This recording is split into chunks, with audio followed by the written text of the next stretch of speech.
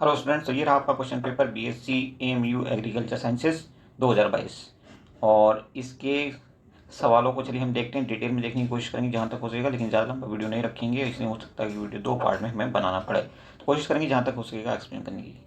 Okay, तो पहला सवाल देखिए, ही बोस्टेड ऑफ का इस्तेमाल करेंगे। Next is question number 2, I am looking for Paul, have you seen him? तो ऑप्शन सी करेक्ट हो जाएगा आपका। Next is question number 3, I am not going out unless it stops raining. तो unless का इस्तेमाल होगा, ऑप्शन ए करेक्ट हो जाएगा। देन फोर्थ कहता है you do not seem very happy today. तो यहाँ पे ये जो है तमाम प्रपोजिशन और कंजक्शन वगैरह का इस्तेमाल पूछा गया है। Next is question number 5, I am not acquainted with. Acquainted के साथ विद का इस्तेमाल करते हैं। विद योर ब्रदर, मैं आपके ब्रदर से फेमिलियर नहीं हूँ। 6 कहता है चूज द करेक्ट वन। इनमें से नो सुनर के साथ हम डिड का इस्तेमाल करेंगे, तो नो सुनर डिड आना चाहिए। पहले दिए कहीं पे है, यहाँ पे है और यहाँ पे, यानी कि सी और डी में है, तो सी और डी में ही आपका आंसर निकलेगा भी। No sooner did I entered the house then the guest came. I entered the house, तो ऑप्शन डी आपको यहाँ एंटर नहीं आएगा, एंटर आएगा, तो ऑप्शन डी करेक्ट हो जाएगा। Next is question number 7, this report was publish in the leading, मतलब सबसे बड़े, सबसे आगे वाले issue of Indian Express. Okay, then 8 कहता है फातिमा इज द, सिस्टर्स हैं दो, तो एल्डर का इस्तेमाल करेंगे, elder of 2 sisters. Next is 9, we did not go to beach because of raining, because it was raining, sorry. Next is question number 10, to face the music means to face unpleasant consequences, मतलब बुरे नतीजे के लिए, बुरे नतीजों का भुगतना, consequences मतलब नतीजे, अनप्लेजेंट मतलब बुरे, जो अच्छे ना लगे। उसके बाद 11 कहता है hard nut to crack is, मतलब डिफिकल्ट काम को करना, difficult problem to solve, option B is correct. Next is question number 12, और ये 100% करेक्ट आंसर्स होंगे आपके, जहाँ तक भी होंगे 99.99%। शायद ही कहीं गलती अगर धोखे से होगी तो बात अलग, अदरवाइज गलत नहीं बताएंगे आपको। 12 कहता है profit are down this year for multinational BIG company and figures show the company is in the red, the meaning of the underline idiom.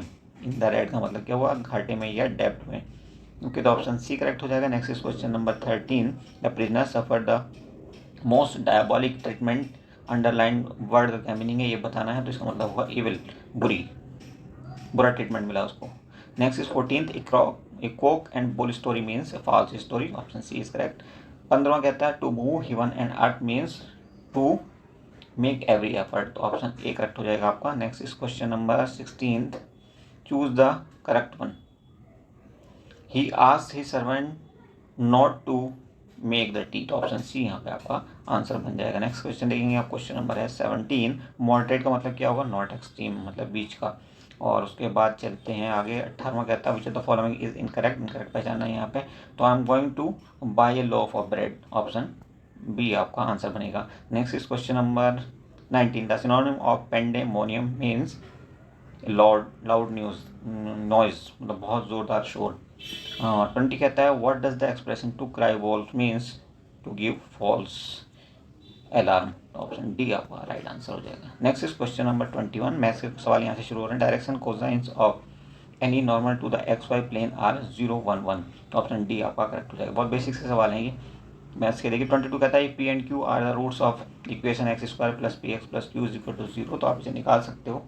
हम पता है कि रूट्स का addition alpha plus beta is equal to होता है minus B upon A, और alpha into beta is equal to C upon A, उसी से निकल जाएगा। तो यहाँ पे जो पी की वैल्यू आपकी आ जाएगी वो हो जाएगी 1, ऑप्शन ए करेक्ट हो जाएगा। Next is question number 22, the maximum value of Z is equal to this, तो यहाँ से आप ले लो, यहाँ से 2x plus Y is equal to 30 ले लो। यहाँ पे 2 ऑप्शन दिए, या तो इज इक्वल टू 30 या लेस देन 30, तो इज इक्वल टू 30 ले लो। और यहाँ से x प्लस 2y ले लो, x plus 2y is equal to दिया है या तो लेस देन 24 या 24, तो आप 24 ले लो। और इन दोनों को जब आप सॉल्व करोगे तो आपको मिल जाएगा, हमसे पूछा है ये z निकालना है, 6x प्लस 8y की वैल्यू निकलेगी, तो z की वैल्यू निकल जाएगी और ये होगी आपकी 120, option B is correct. Next is question number 24, the slope of the line whose inclination is 30 degree, तो आपको पता है slope is equal to m और m is equal to tan theta, तो tan 30 की वैल्यू होगी 1/√3, तो ऑप्शन सी आपका आंसर बन जाएगा। Next is question number 25, if tan theta is equal to this, the theta lies in the fourth quadrant and the value of cos theta is, तो आप निकाल लो टेन थीटा और सेक थीटा के बीच का relation आपको पता ही होगा, उसमें रखो इसकी वैल्यू और उसके बाद आपको सेक थीटा की वैल्यू मिलेगी। तो sec theta is equal to 1/cos theta निकाल करके आपका आंसर आएगा √5/√6।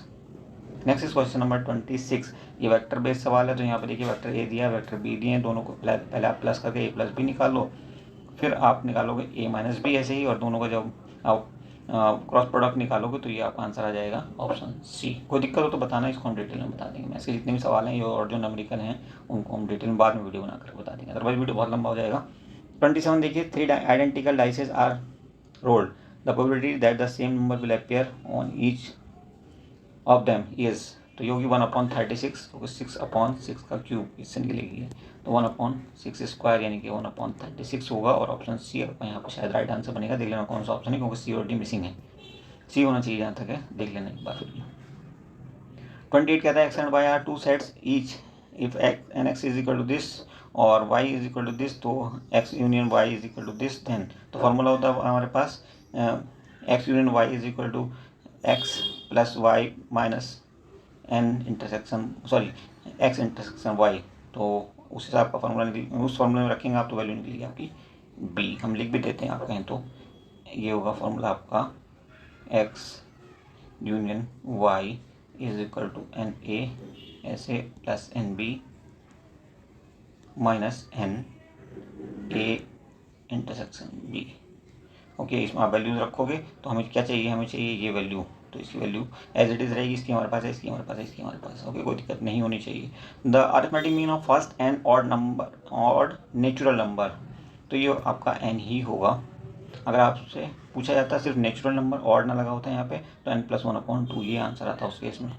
ये 2-3 चीज़ें तो रट के जानी पड़ेंगी आपको अगर अच्छे नंबर लाने हैं। तो 30 देखिए, if A is equal to this then adjoint A is equal to, तो यहाँ पर आप इसको इधर ले जाओ सामने, इस एक वन को इधर, इसको इधर, और साइन चेंज करोगे आप तो ये वन इधर, ये वन इधर, और जब इधर से इधर ले जाओगे तो इन दोनों को साइन चेंज होगा। ऑप्शन डी आपका करेक्ट आंसर हो जाएगा। Okay, next is question number 31। Which of the following is non albuminous seed, तो नॉन एल्ब्यूमिनस सीड में आपका आता है ग्राम, मेज वगैरह, तो ऑप्शन डी आपका राइट आंसर हो जाएगा। Next is 32। Stem tendrils are not present in which of the following plant, तो ये है आपका colocasia, option D is correct. Next is question number 33। Phenotypic and genotype ratio is similar in which of the following case, तो incomplete dominance के case में ऐसा होता है। Next is question number 34। Aspergillus useful in the production of which of the following carbonic acid, ये होता है आपका citric acid, option D is correct. Next is 35। The loosely arrange parenchymatous cell in the lenticel constitute, क्या बनाते हैं ये, तो ये बनाते हैं कॉम्प्लीमेंट्री सेल्स, ऑप्शन डी आपका राइट आंसर हो जाएगा। Next is question number 36। Ovulation is triggered by, तो इसके लिए जिम्मेदार होता है हार्मोन LH, ऑप्शन बी आपका राइट आंसर हो जाएगा। Next is 37। Mark the correct pair, तो यहाँ पे आप देखेंगे मीनड्रीना, इसको हम ब्रेन कोरल भी कहते हैं, ऑप्शन सी आपका राइट आंसर हो जाएगा। नेक्स्ट इज विडाल, किसके लिए कराते हैं, एक टेस्ट होता है विडाल, वो हम कराते हैं टाइफाइड के लिए, और एक टेस्ट और पूछा जाता है जिसका नाम होता है एलिसा, एलिसा हम किसके लिए कराते हैं, एड्स के लिए। इस पर बहुत आंसर वो क्वेश्चन पूछे गए, एक बार IAS में भी आया है सवाल। देन 39 देखिए, एरिथ्रोज इज, तो एरिथ्रोज होता है 4 कार्बन वाली शुगर, अगर 5 कार्बन होते तो हम उसको क्या कहते हैं, राइबोज शुगर। ओके, और 6 कार्बन वाली तो आपको पता है, ग्लूकोज और फ्रक्टोज।